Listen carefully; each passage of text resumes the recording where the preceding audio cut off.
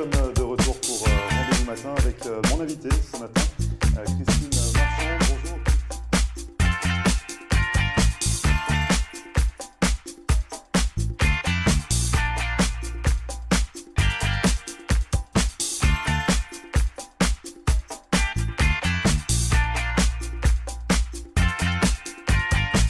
Bonjour à tous, bienvenue, merci de regarder Rendez-vous Matin. Nous sommes le jeudi 5 octobre et ce matin, coup de projecteur sur la soirée Red Carpet organisée par Floride TV. Vous le savez, au Skydeck de Miami Beach le samedi 28 octobre dans le cadre des French Weeks, organisé par la Chambre de commerce franco-américaine de Miami.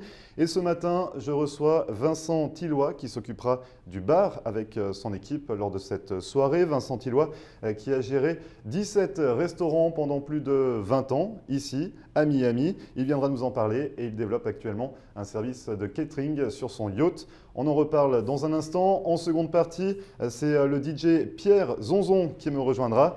Cet artiste pluridisciplinaire animera la soirée du 28 octobre sur le Skydeck. Restez avec nous pour qu'on en parle ensemble. Juste avant, c'est la météo. Vous le voyez derrière moi avec un ciel plutôt nuageux et beaucoup de pluie pour aujourd'hui dans le sud de la Floride. Côté Mercure, les températures sont assez fraîches. Comptez actuellement 24 degrés sur Hollywood et on attend 28 au meilleur de la journée. Ne bougez pas, on revient juste après ça.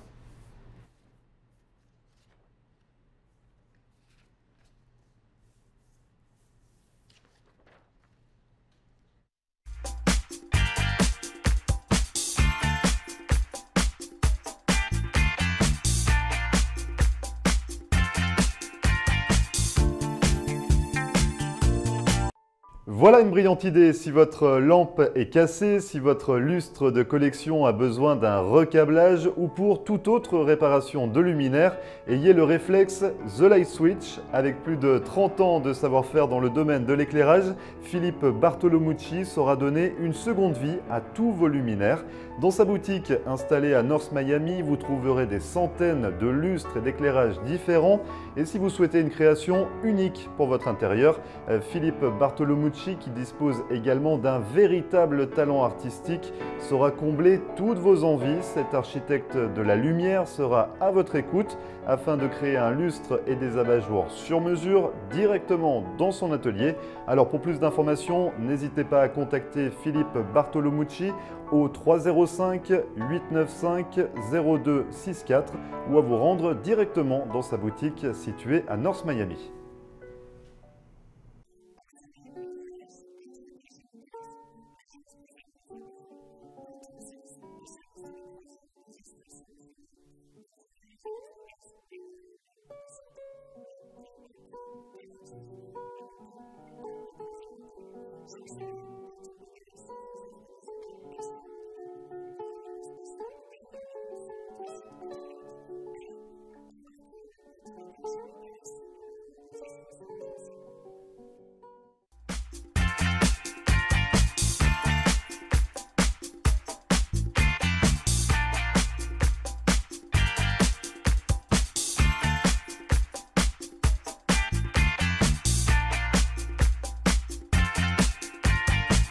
Merci à vous de regarder Rendez-vous Matin. Nous sommes donc de retour pour cette première partie avec Vincent Tilloy. Bonjour Vincent. Bonjour. Alors du coup, vous êtes restaurateur, Restaurateur. installé sur Miami. Vous êtes aux États-Unis depuis une trentaine d'années. C'est bien ça. Et ce que je disais, depuis 20 ans, vous avez repris 17 restaurants. C'est bien ça que j'ai acheté des restaurants et j'ai remis en état et que j'ai vendu sans vouloir faire ça vraiment, mais on m'a toujours racheté mes affaires, donc puis j'en ai racheté, revendu. Voilà, j'en ai eu 17. Donc on peut dire que vous êtes un petit peu boulimique de la restauration. Vous ne pouvez pas vous contenter que d'un seul établissement, il faut aller voir un petit peu à droite à gauche et c'est ça. Je suis tenté à chaque fois, j'aime bien démarrer quelque chose, créer le restaurant, mais enfin j'y mets ma touche, je suis chef cuisinier d'origine, je viens de Paris, et puis je fais le côté français un petit peu adapté à l'américaine, Et puis bah, quand les affaires elles sont tentantes, les gens m'offrent une grosse somme d'argent et puis je les vends. Voilà. Donc c'est intéressant. On va parler donc de vos établissements, bien évidemment. Mais si vous êtes là aujourd'hui, c'est dans le cadre de la soirée organisée par Floride TV le samedi 28 octobre sur le Skydeck de Miami Beach, dans le cadre des French Weeks de la Chambre de commerce franco-américaine. Et ce soir-là, vous allez vous occuper du bar avec votre équipe, parce que vous avez également une cave intéressante, vous avez quelques produits… Oui, j'ai quelques bons vins français, des pinots noirs, des merlots, j'ai quelques prosecco aussi que j'aimerais faire goûter, découvrir aux gens. Vous travaillez avec, comment vous sélectionnez un petit peu les vins avec lesquels vous travaillez? J'ai les fournisseurs, du Canada d'ailleurs, qui vendent du Canada, j'ai des Français, des Italiens, mais enfin bon, j'essaye de rester un petit peu dans ces vins-là. Des vins canadiens?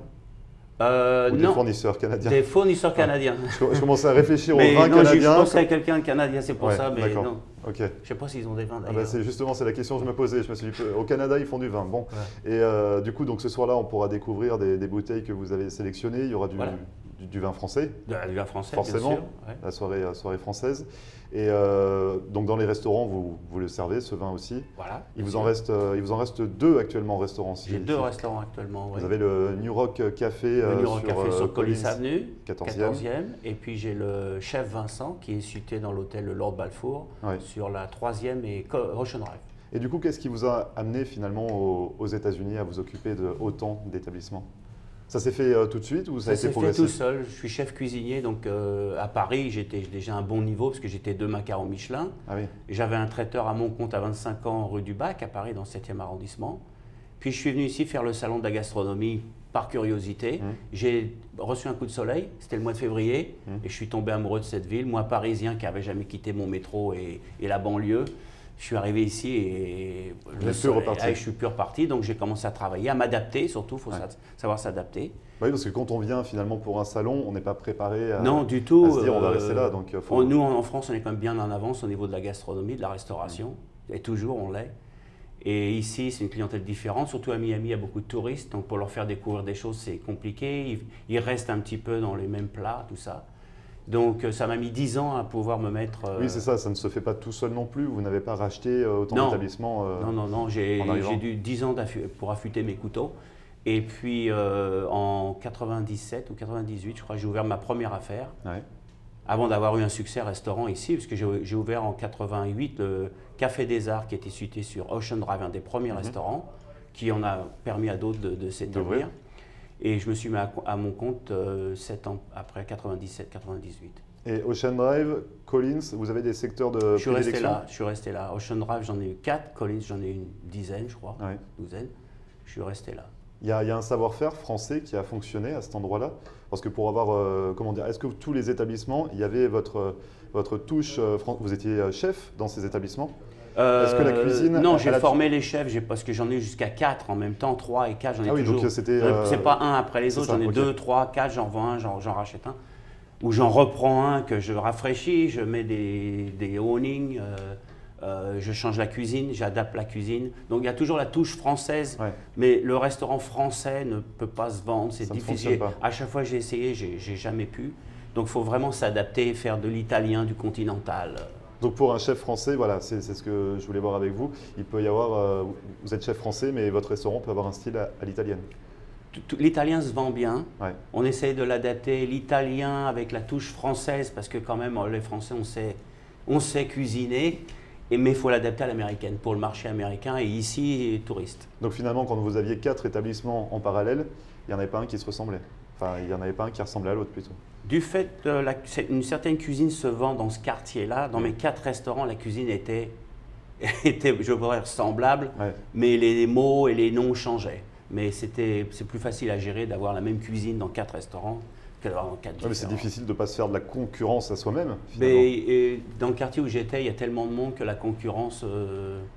il y avait la place. Il y avait de la place. Il y a de la place pour tout le monde. Pour la demande. Voilà. Et dans la cuisine, qu'est-ce qui vous attire? Qu'est-ce qui vous passionne? Parce que c'est compliqué également de faire de la cuisine, peut-être pour un Français aux États-Unis. C'est compliqué pour un chef français de se faire accepter par la clientèle américaine, ça c'est sûr. Il faut savoir s'adapter. Et vous êtes adapté comment? Je me suis adapté, j'ai mis 10 ans à m'adapter. Comme je vous disais, j'ai 10 ans pour affûter mes couteaux. Au début, je faisais mon foie gras parce que la cuisine parisienne, avec la belle clientèle qu'on a à Paris, évidemment, ici, ils vendent du foie gras avec la température. Ils vous mettent de la moutarde dans l'assiette, c'est frustrant. Ouais. Donc, j'ai été obligé d'arrêter de faire certaines choses que je faisais à Paris.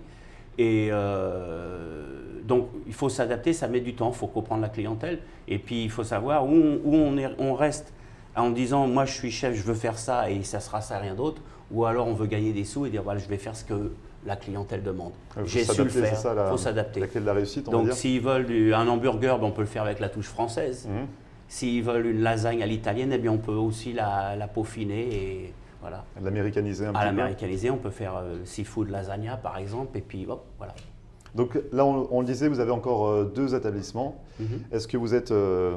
Est-ce que vous regardez encore ailleurs pour trouver d'autres restaurants pour arriver à la vingtaine? Je regarde jamais ailleurs les restaurants, ils viennent à moi. On vient me demander, j'ai une réputation maintenant. Ouais.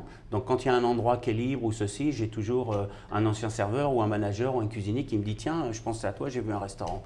Et à chaque fois je dis non, mais c'est quand on ne veut pas qu'on a. C'est plus fort que vous, et finalement vous le faites. Et puis voilà, alors je dis toujours c'est la dernière affaire, mais là vraiment j'aimerais arrêter la restauration, quoi. À moins qu'il y ait quelque chose qui... On sait jamais. Alors, ce qui est bizarre, vous dites que vous voulez arrêter la restauration, mais en dur, sur la terre ferme, parce que vous avez commencé un service... Alors, pour essayer de me retirer de la restauration, j'ai ce yacht que j'ai depuis quelques temps. Donc, on va en parler, c'est le Papavé. Voilà, c'est ça. Donc, c'est votre yacht. C'est mon bateau. Il fait 56 pieds. Voilà. Et vous êtes à la marina de Miami Beach. Voilà. Mais à l'intérieur, vous faites quand même de la restauration. Vous êtes capitaine, mais vous êtes également voilà, chef. Capitaine, parce que la mer me passionne. Et ce que j'aime bien, c'est satisfaire ma clientèle sur l'eau, leur faire découvrir le sunset le soir avec un dîner, un homard ou une langouste, champagne.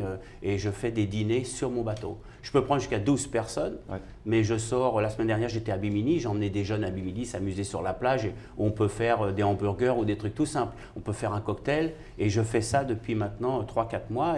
Donc c'est tout nouveau, ça vient de débuter. Ça vient de débuter. Et donc on l'a compris, on ne reste pas à quai. On n'est pas à quai pour un repas. Ah bah non, je ne reste pas à quai. Non, on quitte le port tout de suite et on va sur la baie, on fait des tours. C'est magnifique ce qu'on a à Miami Beach ici. Il y a des circuits établis ou c'est un petit peu selon vos envies? Bah moi j'ai mon circuit établi parce que je connais les bons endroits là où passer. Maintenant les gens, il y en a qui veulent aller un peu plus loin ou pas loin du tout, je fais ce qu'ils veulent. Et du coup, comment ça se passe? On mange sur bateau, on s'arrête un petit peu pour on s'arrête. J'ai un programme de 4 heures qui dure. Je fais la découvrir au ralenti de Miami, Brickell, passer devant les grands buildings. Je les amène sur un banc de sable où il y a beaucoup de dauphins qui viennent, un peu paradisiaque. On s'arrête, on a un dîner. Alors j'ai un truc tout compris avec le lobster pasta et glace champagne. Le bar est ouvert. Et puis on revient le soir au coucher de soleil. Coucher de soleil. Il y en a qui veulent encore se baigner le soir, la nuit tombée, si le temps le permet. Mais enfin, ici, on a souvent du beau temps quand même. Donc c'est vous qui conduisez tout le temps, oui, c'est moi le capitaine. Oui. Et c'est vous le Et j'ai 2 personnes à bord également. qui donnent le service aux gens. Il faut quand même les encadrer. Je suis sur le bateau, je ne peux pas tout faire. Oui, mais vous faites la cuisine également. Donc alors la cuisine, je la fais dans un de mes restaurants évidemment, parce qu'à bord, je n'ai pas une cuisine énorme. Et puis on remet en place, on adapte la cuisine, on fait l'assemblage sur le bateau. Voilà. Comment vous contacter si on souhaite partir en mer, nous aussi, à bord de votre yacht?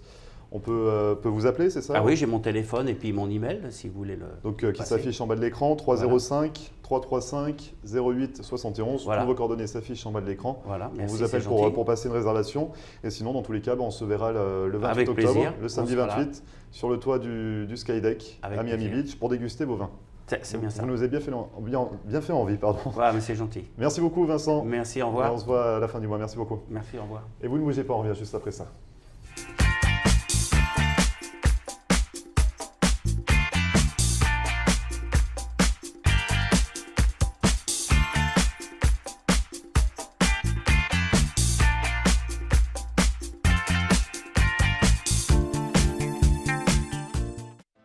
Marcel Poirier, avocate en droit de l'immigration américaine et membre du barreau de la Floride. Ma vocation est de conseiller mes clients et de protéger vos intérêts afin que vous soyez en mesure de réaliser votre rêve américain qui est toujours bien vrai et réel aujourd'hui. Surtout, n'oubliez jamais qu'un mauvais conseil légal peut vous coûter votre futur et celui de votre famille. N'hésitez pas à nous contacter par téléphone ou sur mon site internet à marcelpoirier.com et nous serons très heureux, mon staff et moi-même, de répondre à vos questions et de vous recevoir au cabinet, j'espère très bientôt.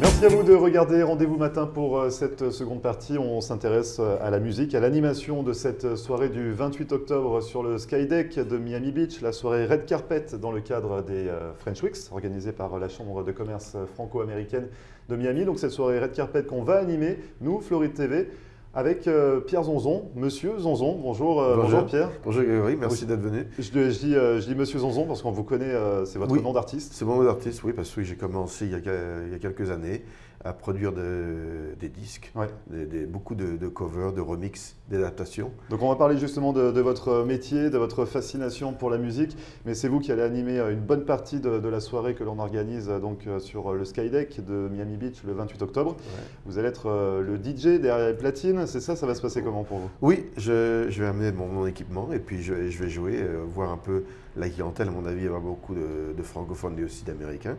Alors on va essayer d'être très éclectique. Est-ce qu'il en faut pour tout le monde? Il en faut pour tout le monde. Vous avez un style bien à vous en tant que DJ? Oui, on appelle ça maintenant aux États-Unis open format. Ça veut dire qu'on va aussi bien de la dance music, house music, que du latin, que de l'arabique, que du brésilien, que des classiques des années 70, 80. On essaye de mélanger ça. Et des fois, je remélange ça avec des versions un peu plus dance. Voilà. Donc vous êtes vraiment sur tous les formats? Voilà. Tous les supports. Vous êtes là depuis 25 ans aux États-Unis. Vous êtes arrivé avec Andrew. Malheureusement, enfin, heureusement pour vous et malheureusement pour Andrew. Ça s'est passé comment? Vous étiez déjà. Vous êtes originaire de Martinique? Oui, je suis parisien martiniquais. J'ai vécu longtemps à Paris. Après, j'ai été en Angleterre et après, j'ai travaillé pour le Club Med, où j'ai vécu. J'ai fait énormément de pays et d'où j'ai vécu aussi en Haïti. D'accord, vous êtes parti en Haïti. J'ai parti en Haïti, j'étais à Montrouy, en Haïti. Et puis après, j'ai décidé d'arrêter Club Med et puis d'aller à New York. J'ai eu une proposition pour aller travailler à New York. Et dans la musique ou pas? Non, pas du tout. J'ai commencé, il fallait commencer, puisque je n'avais pas assez de connexion à New York. Alors j'ai commencé dans la restauration.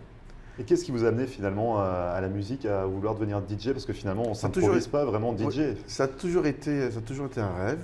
Et le Club Med m'a donné la chance d'être Club Med, d'être DJ au Club Med. Et c'était, puis j'ai voyagé beaucoup. Et puis ça m'a donné vraiment l'envie de faire danser les gens, d'animer les gens, parce que c'est vrai que quand tu DJ pour les gens, il y a vraiment cette comment je pourrais expliquer? Il y a une symbiose, il y a vraiment un échange avec le public. C'était un peu le psychologue, je dirais. Parce qu'il faut vraiment voir les personnes qui sont là. Tiens, si tu mets cette chanson, ça va ils vont être contents. Ça se passe comment finalement? Parce qu'on a un programme établi dans la tête. Je me doute que vous avez déjà vos idées. On prépare avant. Vous savez, comme la soirée du 28, vous savez à peu près ce que vous allez apporter comme musique, vous allez mixer comme musique. Mais finalement, il faut faire aussi en fonction du public. On ne peut pas rester tout seul dans son bocal. Il faut regarder, c'est ça? C'est toujours les gens. Il faut regarder les gens, voir comment ils font. Regarder, tiens, d'essayer de deviner. Tiens, je pense, tiens, ce groupe, il est latin. Ah, ce groupe, il est brésilien. Ah, ce groupe, il est français. Et mettre la musique pour eux. Et voir comment ils réagissent. Voilà. Et des fois, il y a un groupe, tu démarres un groupe et la soirée commence. Ouais. Par exemple, s'il y a un groupe de brésiliens, tu mets une petite musique brésilienne, à Miami, par exemple, ils vont dire « Waouh », ils vont être étonnés, et ça commence, et après la soirée peut commencer. Et c'est beaucoup comme ça, des fois. Ça dépend de trouver le bon morceau pour faire démarrer la soirée des fois. Est-ce qu'il y a eu des soirées un peu plus difficiles? C'est-à-dire, est-ce qu'il y a des moments où ça ne prend pas l'alchimie? Les plus difficiles, des fois, c'est quand je fais des mariages où tu as deux nationalités. Par exemple, une fois, j'ai fait, par exemple, français-colombien ou français-brésilien, où tu fais… C'est compliqué de faire danser tout le monde oui, c'est très difficile. Il n'y a pas des musiques, je ne sais pas moi, des musiques du monde qui permettent de satisfaire tout le monde? Il y a des classiques. Les classiques, par exemple, je ne sais pas, tu prends le truc de Louis Fonsi en ce moment, ou Mi Gente, il y a des trucs, par exemple, latins. Les trucs classiques mondiaux, je dirais, c'est musique latine et brésilienne. Et ça marche partout. Donc on en aura le 28. Ah bien sûr. Attention. Obligé. Et donc vous êtes également à la tête d'une maison de disques. Oui, j'ai une maison de disques sur le t-shirt. Qui s'appelle Aventura Records. C'est ma 4e maison de disques que j'ai créée cette année. J'ai pris quelques partenaires avec moi, un qui est producteur, un designer et marketing et un avocat. On s'est tous mis ensemble pour essayer de faire un tube. Et donc ça se passe comment? Vous faites la promotion d'artistes locaux J'essaye de Miami, là, en ce moment, c'est des locaux. Et on essaye de faire la promo dans le monde entier. Et là, maintenant, comme tout a changé dans la musique, c'est tout digital. Et c'est online, c'est social media. Alors, le numéro 1 maintenant, c'est Spotify. Alors, j'ai la chance d'être sur Spotify parce que j'ai un distributeur en Angleterre, alors qui distribue ma musique dans toutes les plateformes, que ce soit sur iTunes, Amazon, Google. Et puis on fait aussi des vidéos et qui va être sur YouTube. Là, il y a la première vidéo de mon artiste qui s'appelle The Way You Move, The Circle, qui va être sur YouTube peut-être la semaine prochaine. Et comment on recrute des talents? Comment on arrive à déceler un petit peu le talent de la personne? Des fois, je pense que ça peut être online aussi, mais c'est aussi des amis, des gens qu'on connaît dans la musique, et puis de voyager. Tu vois, l'autre fois, j'étais à Paris, il y a quelqu'un qui m'a dit « Ah, tu es dans la musique? Tiens, j'ai ma nièce qui est chanteuse. » Ah, tiens. Et puis voilà, on rencontre. Donc c'est des rencontres, c'est beaucoup de rencontres. Et puis aussi, c'est des gens qu'on fait de recherche. On a un artiste qui a déjà chanté quelque part, dans un track. On essaie de le contacter pour pouvoir s'il peut jouer, s'il peut chanter sur notre musique. Et des fois, ce n'est pas évident, parce qu'il y a du boulot. Il faut préparer la musique, après il faut faire chanter, il faut aller en studio, après il faut faire le mastering, il faut l'envoyer, il y a la promotion, c'est pas évident. C'est beaucoup de boulot. C'est beaucoup de boulot, mais c'est fabuleux. C'est motivant surtout, et c'est stimulant. Vous avez eu de belles collaborations dans votre carrière d'artiste? Est-ce que vous avez rencontré des personnalités un petit peu influentes qui vous ont aiguillé, appris autre chose? Ou parce que vous dites, vous apprenez au quotidien finalement votre par exemple, métier. Quand j'avais ma 2e maison de disque qui a duré quand même 2 ans, qui s'appelait SFP Records, j'ai signé mon plus gros titre, c'était des Marseillais avec un chanteur de Chicago que j'ai mis ensemble. Et ça a été signé chez Scorpio Music, qui était le label de M. Henri Bellello, celui qui a fait les Village People. Alors ça, c'était une belle expérience, parce qu'il y a eu un remix de Bob Sinclair. Alors c'était une très bonne expérience, ça a été signé dans 7 ou 10 pays. Alors ça s'appelait Cluster My Love. Et ça, c'était très, très intéressant. C'était du boulot, de trouver tous les artistes, de trouver la maison de disque, puis de voyager. Je vais à des conférences. Là, la semaine prochaine, je m'en vais à Amsterdam pour une conférence de musique qui s'appelle ADIE, Amsterdam Dance Event, où là, tu rencontres des gens de la musique du monde entier, de faire écouter, essayer de faire des deals. Alors, c'est très important de voyager. Très, très important de voyager, de rencontrer des gens du monde entier. Vous faites des covers également? Oui. Ce qu'on appelle des adaptations? Des adaptations, oui. Par exemple, j'ai fait La vie en rose. J'ai trouvé une chanteuse à Las Vegas qui est canadienne. Alors j'ai fait une version dance de La vie en rose, j'ai fait une version dance de Barry White, j'ai fait une version dance de Miles Davis, de Guns N' Roses.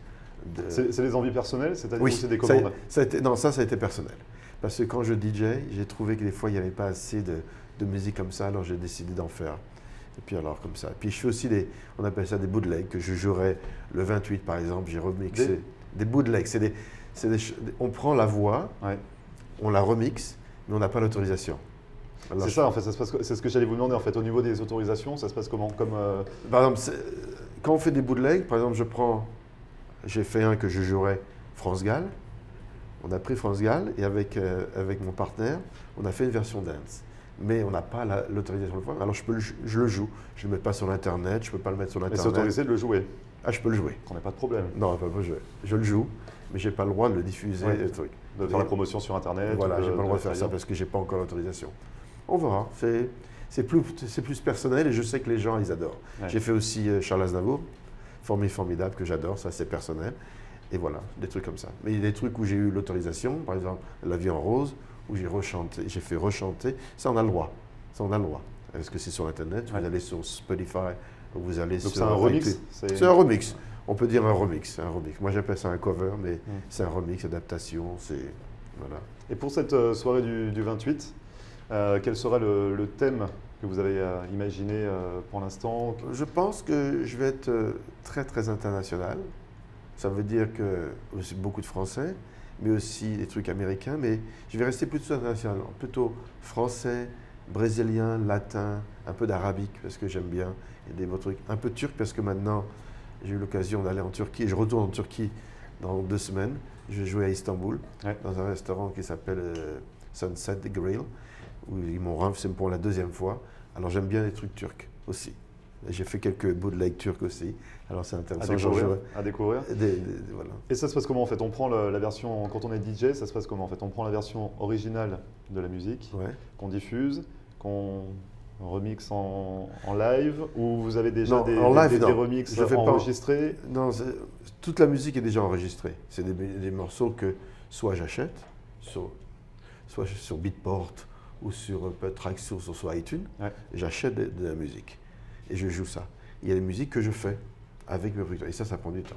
Alors je prends l'original, soit si c'est le truc normal, mon producteur fait la musique, je trouve le chanteur et on fait ça. Ou autrement, je prends la musique, le MP3 et on fait. Ouais, on essaie de le faire. Et ça, le truc est illégal, mais c'est pas vraiment illégal, c'est des bootlegs. C'est beaucoup d'illégalité quand même. Non, c'est pas illégal. C'est beaucoup d'illégalité.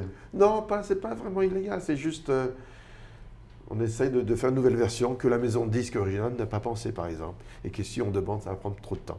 Et comment on sait à quel niveau on peut mixer 2 titres ensemble parce que quand les chansons s'enchaînent, il n'y a pas de blanc.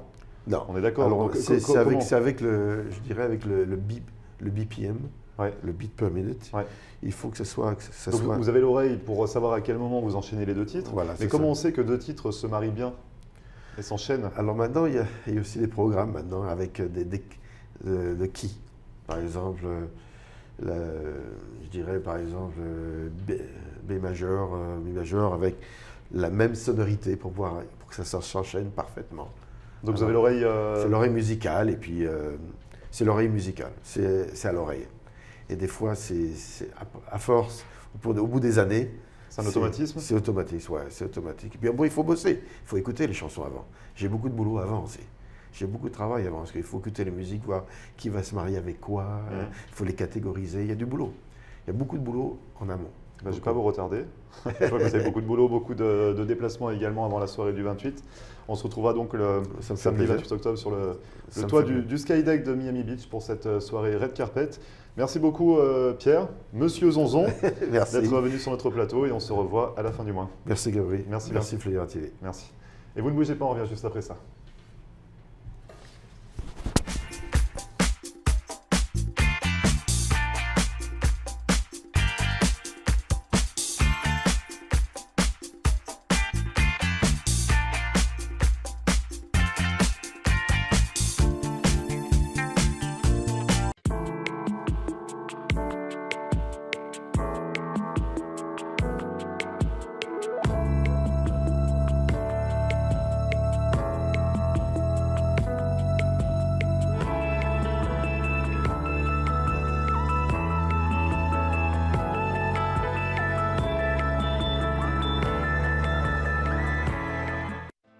Marcel Poirier, avocate en droit de l'immigration américaine et membre du barreau de la Floride. Ma vocation est de conseiller mes clients et de protéger vos intérêts afin que vous soyez en mesure de réaliser votre rêve américain qui est toujours bien vrai et réel aujourd'hui. Surtout, n'oubliez jamais qu'un mauvais conseil légal peut vous coûter votre futur et celui de votre famille. N'hésitez pas à nous contacter par téléphone ou sur mon site internet à marcelpoirier.com et nous serons très heureux, mon staff et moi-même, de répondre à vos questions et de vous recevoir au cabinet, j'espère très bientôt.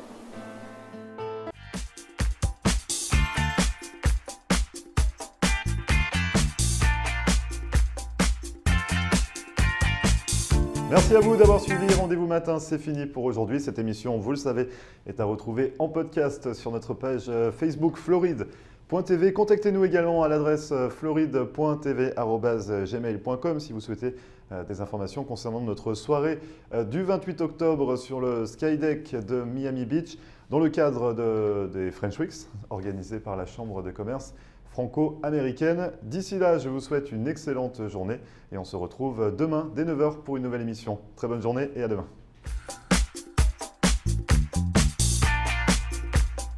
Et voilà, nous sommes de retour pour Rendez-vous Matin avec mon invité ce matin, Christine